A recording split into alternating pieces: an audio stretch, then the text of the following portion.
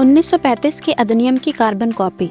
आलोचकों का कहना है कि संविधान निर्माताओं ने बड़ी संख्या में भारत सरकार अधिनियम 1935 के प्रावधान भारत के संविधान में डाल दिए।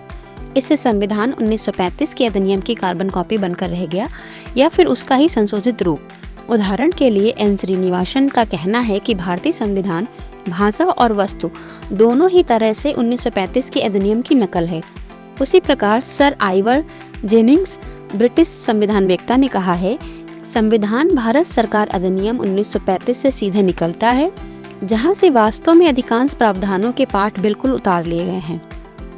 पुनः पी.आर. देशमुख संविधान सभा सदस्य ने टिप्पणी की कि संविधान अनिवार्यता भारत सरकार अधिनियम 1935 ही है, बस वयस्क मताधिकार उसमें जुड़ गया है।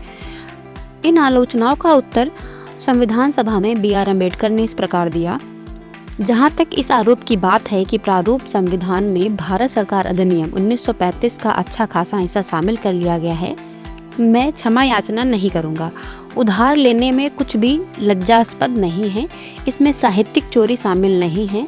संविधान के मूल विचारों पर किसी का एकवश अधिकार यानी पेटेंट राइट नहीं है। मुझे खेद इस बात के लिए है कि भारत सरकार अधिनियम 1935 से लिए गए प्रावधान अधिकतर प्रशासनिक विवरणों से संबंधित हैं।